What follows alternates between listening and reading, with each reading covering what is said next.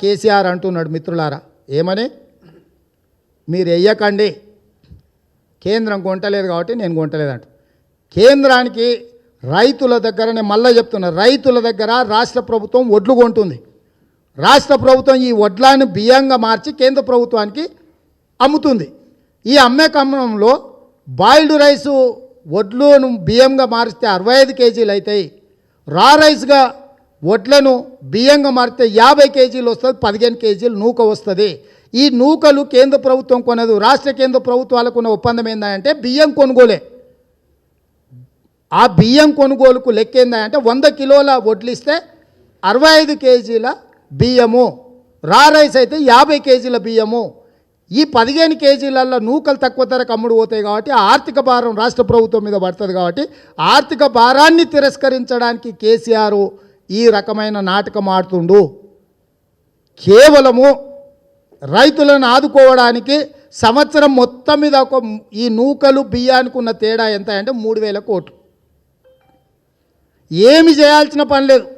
3,000 కోట్లు అదనంగా రాష్ట్ర ప్రభుత్వము బోనస్ కింద ఈ వరి రైతులకు ఇస్తే ఒక సంవత్సరానికి అసలు ఎవరిని అడుక్కోవాల్సిన పని లేదు, ఎవరిని కాళ్ళు పట్టుకోవాల్సిన పని లేదు. బాజాప్తా కళ్ళాల కాడ కాళ్ళ మీద కాళ్ళు వేసుకొని రాష్ట్ర ప్రభుత్వం కూర్చుంటే FCI వచ్చి కొనుగోలు చేస్తుంది. కేవలం రాష్ట్ర ప్రభుత్వం ఈ రైతుల పట్ల 2 లక్షల కోట్ల బడ్జెట్ ఉన్న తెలంగాణ రాష్ట్రం ప్రతి సంవత్సరము బోనస్ కింద రైతులకు, వరి పండించే రైతులకు 3,000 కోట్ల రూపాయలు అదనపు నిధులను విడుదల చేస్తే ఈ బెడద శాశ్వతంగా తీరుతుంది. కానీ అలా చెయ్యలేదు. వరి పండించొద్దు, పండిస్తే మేము కొనుగోలు చేయం, మీరు పోయి మిల్లర్లకు దళారులకు అమ్ముకోండి అని రాష్ట్ర ప్రభుత్వం చెప్తుంది. సంతోషం. కేసీఆర్ గారు ఒక మాట చెప్పిండు, ఈ రాష్ట్రంలో ఏ రైతు కూడా వరి వండించొద్దు, వరి వండిస్తే ఉరేస్తాం, వరి వండిస్తే గింజ కొనం, ఈ ఎవ్వనికన్నా అమ్ముకోండి అని. మరి నేను ఇప్పుడు ఒక మాట అడగదలుచుకున్న కేసీఆర్ గారిని. ఇది చూడండి మిత్రులారా, పచ్చటి వరి పంట బ్రహ్మాండంగా కనిపిస్తుంది. మీరు అందరు చూడండి. దీని కింద చాలా ఫోటోలు ఉన్నాయి, ఫోటోలన్నీ మళ్ళీ మీకు పెడతా. ఈ పచ్చడి వరి పంట వానకాలం దనుకునేరు, యాసంగిదే. నిన్ననే తీసినాం ఈ ఫోటోలు, ఫ్రెష్గా నిన్ననే పాత్రికేయ మిత్రుడు తీసి ఈ పచ్చని పైరు పొలాలు మీరేమన్నా అనుకునేరు కానీ ఈస్ట్ గోదావరిలో, వెస్ట్ గోదావరిలో, లేకపోతే విజయనగరం బొబ్బిలి ప్రాంతం కింద అనుకునేరు. విజయనగరం బొబ్బిలి ప్రాంతంలో ఉండే దొరల భూములు కావు ఇవి.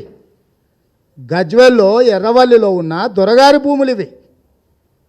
మేము ఫామ్ హౌస్ అంటే కాదు అది ఫార్మర్ హౌస్ అంటుంటాడు కేసీఆర్ గారు. నేను రైతును, నా పొలంలో నేను ఉంటా. ముఖ్యమంత్రి అయితే ఏంది, నేను ఫార్మర్నే కదా, నా ఫార్మర్ హౌస్లో ఉన్న నేను, నా పొలంలో నేను వ్యవసాయం చేసుకుంటున్నా అని అన్నాడు కేసీఆర్ గారు. సంతోషం. నువ్వు రైతువు, 24 గంటలు నువ్వు ఆనే ఉంటావు. 24 గంటలు ప్రతి ఎకరాకు ఏం పండిస్తారో ప్రతి పంట నువ్వే తిరిగి చూస్తావు. ఇగో ఈడున్న పచ్చని వరి పొలము కల్వకుంట్ల చంద్రశేఖరరావు గారిది, కల్వకుంట్ల తారక రామారావు గారిది, జోగినపల్లి సంతోష్రావు గారిది, కల్వకుంట్ల శోభమ్మది. వీళ్ళందరి పేర్ల మీద భూములు ఉన్నాయి. అక్కడ ఉన్న వందలాది ఎకరాలల్లా 150 ఎకరాల వరి పండిస్తున్నాడు కేసీఆర్ ఈ యాసంగి. ఇది కేసీఆర్ పొలం, సొంత పొలం. కేసీఆర్ కల్వకుంట్ల చంద్రశేఖరరావు గారికి వెంకటాపురం, ఎర్రవల్లి 2 గ్రామాల మధ్యలో, 2 గ్రామాల శివార్లలో ఉన్న భూమిలో 150 ఎకరాల వరి పండిస్తుండు. ఈ రాష్ట్రంలో ఉన్న లక్షలాది మంది రైతులు చిన్న కమతాలు. 95% ఈ రాష్ట్రంలో ఉన్న రైతులు 3 ఎకరాల లోపు భూములు ఉన్నోళ్ళు, 3% 10 ఎకరాల లోపు భూములు ఉన్నోళ్ళు, 10 ఎకరాల పైన ఉన్నది దేశం ఈ రాష్ట్రంలో 2%. సో 95% రైతులు ఈ తెలంగాణ రాష్ట్రంలో ఉన్నవాళ్ళు 3 ఎకరాల లోపు భూములు ఉన్నోళ్ళే. 3 ఎకరాల లోపు భూములు ఉన్న 95% రైతులు పండించిన వరి ఎవరు కొనడు, ఒకవేళ కొంటే ఉరేస్తారు.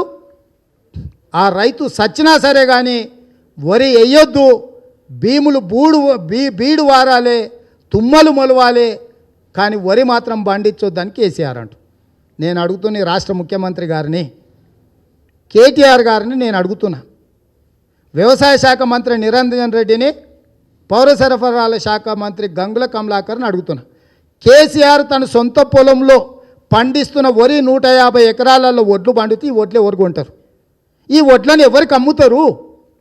ఎవరు కొంటున్నారు? కొనుగోలు కేంద్రాలే లేనప్పుడు ఈ రాష్ట్రంలో వరే పండించొద్దని రాష్ట్ర ప్రభుత్వము బలంగా పిడిగుద్ది నిన్ననే ఆ గులాబ్ జామున రసమలయ ఆయన చెప్పిండు, కళాకారులను పెట్టి ఊరూరులో పోయి రైతులకు అవగాహన కల్పిస్తారంట పాటలు వాడి.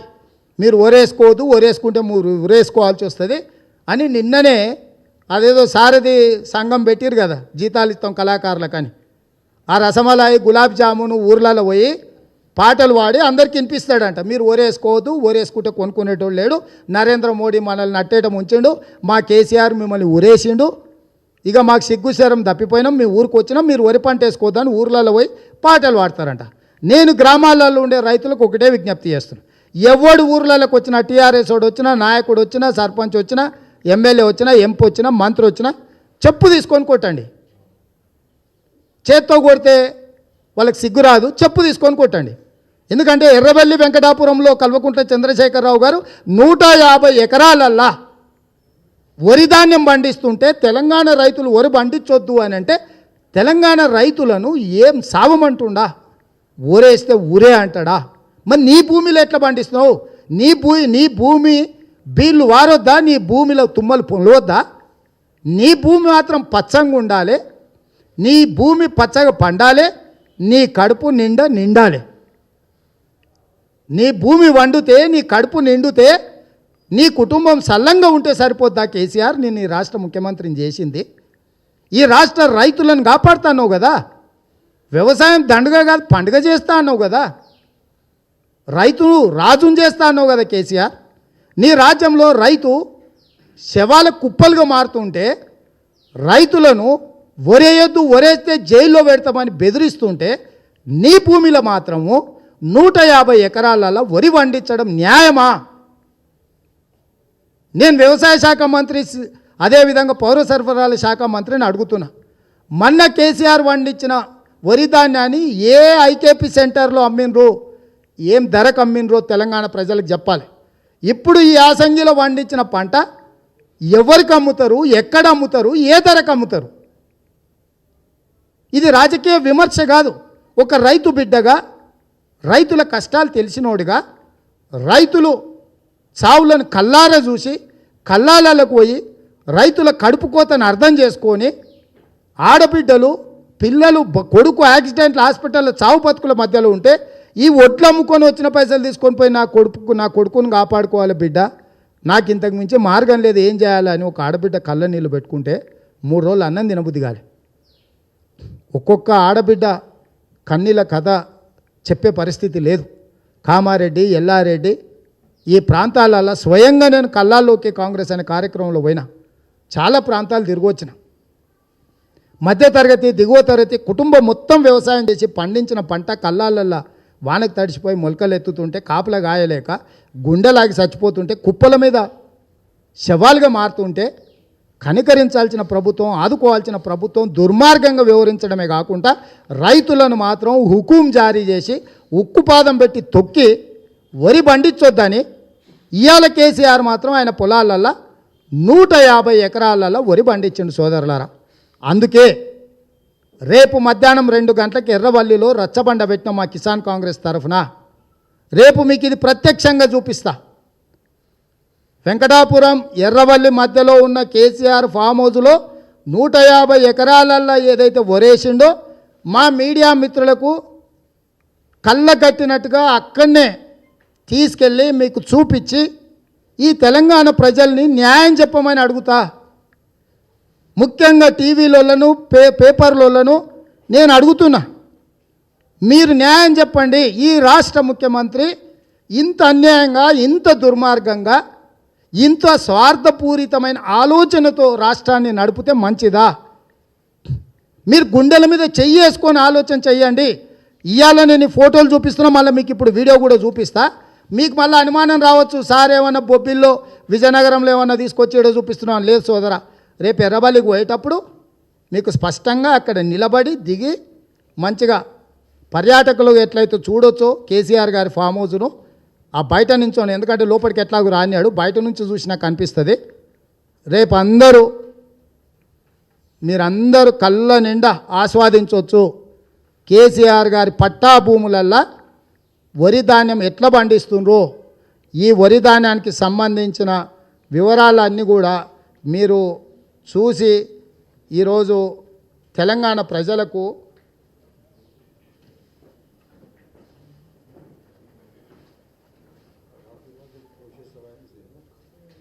ఏం చేస్తాడు.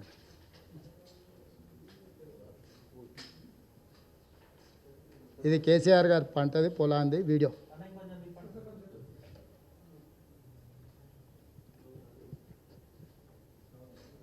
ఆ పంట పొలాలు వీడియో.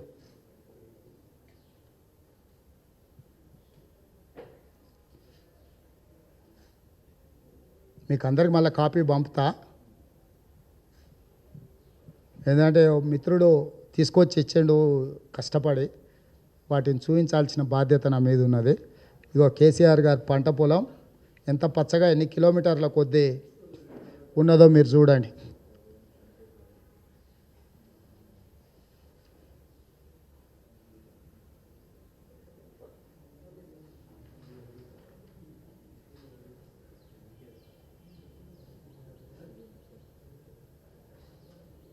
ఓకేనా సోదరా? సో ఇది విషయం సోదరా. కేసీఆర్ మాత్రం వరి పండించుకుంటుండు, రాష్ట్రంలో రైతులను మాత్రం ఊరేస్తున్నాడు. కేసీఆర్ పొలంలో వరి ఎట్లేసుకుంటాడు, రాష్ట్రంలో రైతులను ఊరెట్లేస్తాడు. కేసీఆర్ పండించిన వరిని కొనుగోలు చేసే కేంద్రం ఏంది, కంపెనీ ఏంది, గిట్టుబాటు ధర ఏంది? దీన్ని దయచేసి మీడియా మిత్రులకి ఒక్కసారైనా, నాకు తెలిసి 99% ఈడున్న మీడియా మిత్రులందరూ రైతుల బిడ్డలే, గ్రామాల నుంచి వచ్చిన వాళ్ళే. ఒక్కసారిగానైనా మీరు రైతుల బిడ్డగా మీరు ఆలోచన చేయండి. మీ యాజమాన్యాలకు ఏమైనా ఎజెండాలు ఉండొచ్చు, రైతు బిడ్డలుగా మీరు ఒక్కసారి ఆలోచన చేయండి. ఇంత దుర్మార్గంగా రాష్ట్ర ప్రభుత్వం వ్యవహరించడం న్యాయమా? రైతులను వరి నిషేధించిన కేసీఆర్ 150 ఎకరాలల్లో వరి పంట పండించుకుంటూ బాజాబ్తా నేను ఇట్లనే చేస్తా, బరితెగించినట్టు వ్యవహరిస్తా అని చెబితే దీన్ని సభ్య సమాజానికి చెప్పాల్సిన బాధ్యత మీడియా మిత్రుల మీద ఉందని నేను భావిస్తున్న. నైతికంగా ఉద్యోగపరంగా మీకు నిబంధనలు ఉండొచ్చు, అడ్డంకులు ఉండొచ్చు, కానీ రైతు బిడ్డలుగా మీ నిబద్ధత పట్ల నాకేమీ అనుమానం లేదు. నిబద్ధతతోని తెలంగాణలో ఉండే పల్లెల్లో, తండాలలో, గూడాలలో, మారుమూల పల్లెల్లో ఉండే ప్రతి రైతుకు చేరాలి. కేసీఆర్ తన పొలంలో వరి పండిస్తున్నాడు, 150 ఎకరాలలో పండిస్తున్నాడు. కాబట్టి గ్రామాలలో రైతులారా మీరు వరి వేసుకోండి. వరి కొనకపోతే కేసీఆర్ను ఊరేద్దాం. మనం ఎన్నుకొని మనం గద్దె మీద కూర్చోబెట్టినోడు మన మీద పెత్తనం చేసేది ఏంది? గద్దెను ఎక్కించిన మనకు గద్దె దించేది తెలియదా? గద్దె దించుడే కాదు, బొంద పెట్టుడు కూడా తెలుసు. కాబట్టి మనందరం సమన్వయం అవుదాం. మీడియా మిత్రులందరే మధ్యాహ్నం రావాలి ఎర్రవల్లికి.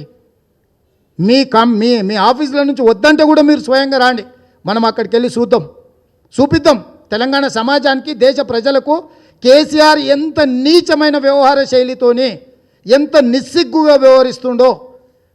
ఇలాంటి సిగ్గులేనితనం, బరితెగింపు ఒక ముఖ్యమంత్రికి ఉండడం భావ్యమా, న్యాయమా? ఈయన తెలంగాణ ఉద్యమకారుని అని చెప్పుకుంటాడా? ఈ తెలంగాణ రాష్ట్రంలో రైతులను రాజు చేస్తా అని చెప్పుకుంటే మనం నమ్మాలనా? హాయ్ ఫ్రెండ్స్, మా టుడే టుమారో యూట్యూబ్ ఛానల్ చూస్తున్నందుకు చాలా థ్యాంక్స్. మరిన్ని లేటెస్ట్ వీడియోస్ కోసం వెంటనే సబ్స్క్రైబ్ చేయండి. అలాగే ఈ బెల్ ని కూడా రింగ్ చేసేయండి. మా నోటిఫికేషన్స్ అన్ని మీ మొబైల్లో వస్తాయి. అలాగే మా వీడియోస్ మీకు నచ్చితే లైక్ చేయండి, షేర్ చేయండి, నచ్చకపోతే కామెంట్ చేయండి.